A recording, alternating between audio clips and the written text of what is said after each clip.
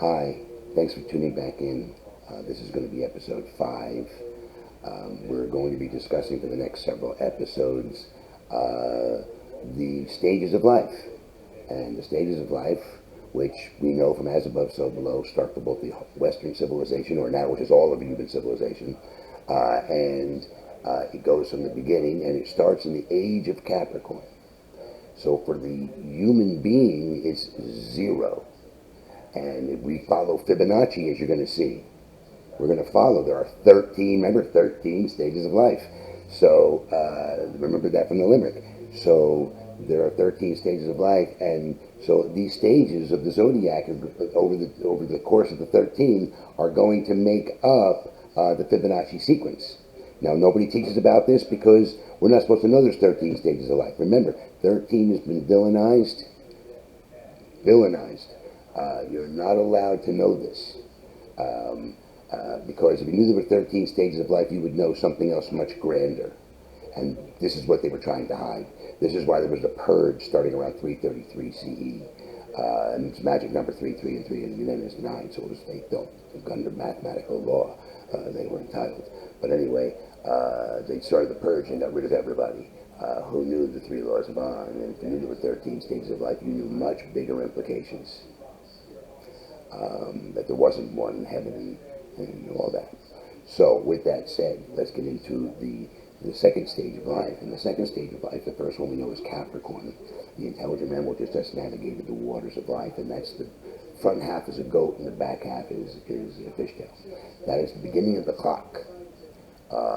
The zodiac follows the stages of life of one human being from birth to death in 1 year. And it travels where it does we follow Fibonacci, the whole human race grows in 2160-year increments. That's what Hipparchus taught us. He taught us that you don't measure the ages by the size of the constellations, because they're not all the same. Some are bigger, some are smaller. You measure by the mathematical increment of 2160 to measure the ages.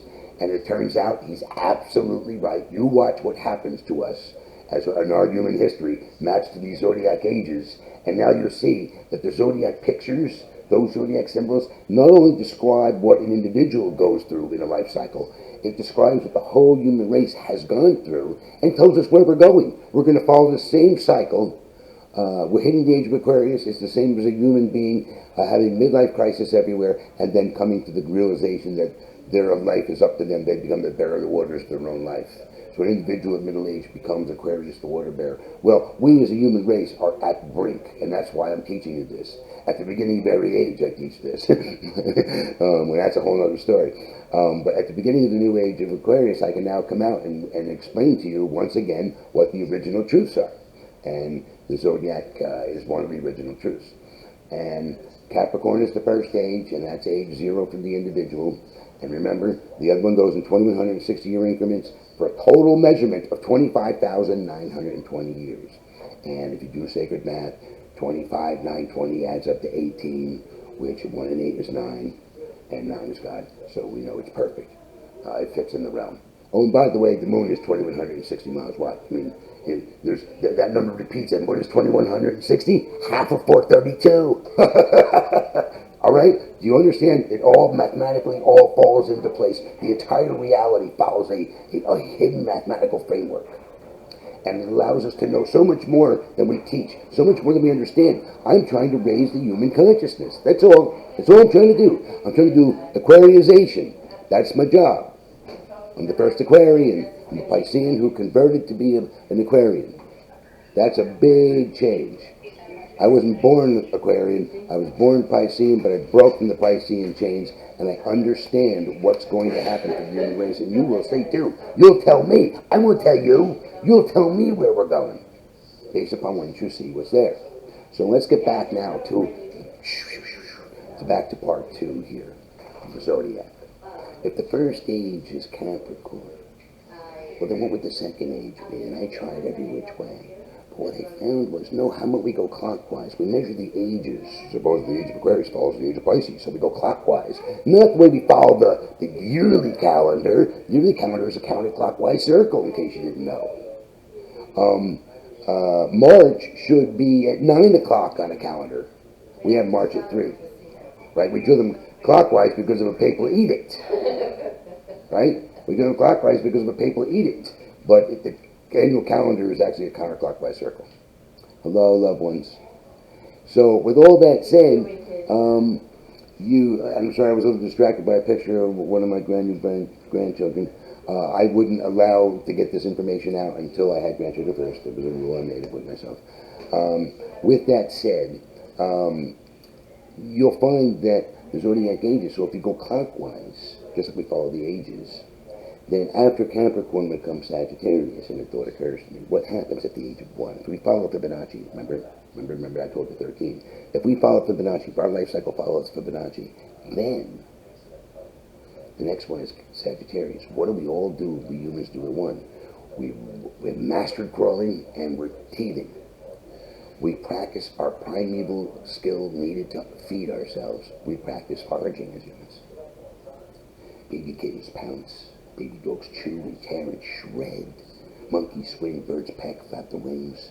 They do all the behaviors right after birth. Every mammal, and that's why the zodiac symbol again is animal N, right? Is animal. First one, Capricorn, was fish and goat. The second one is a man, half human, and the body is a horse, and he's shooting a bow and arrow. We humans, during the age of Sagittarius, okay, which would have been about 19,000, so age of Capricorn started 21,748. You can do a supercomputer to go backwards. It has to mathematically be exactly that. And then somewhere around 19, and I'll get to the real date when we get into the specifics later, comes the age of Sagittarius, where we bastard, now that we came out of our cave cities, that's where we lost our pigment and turned white, living in cave cities for 120,000 years. By the way, that's a whole other story. But that's where we lost our pigment, but we also gained consciousness because we eat magic mushrooms as a regular part of our diet.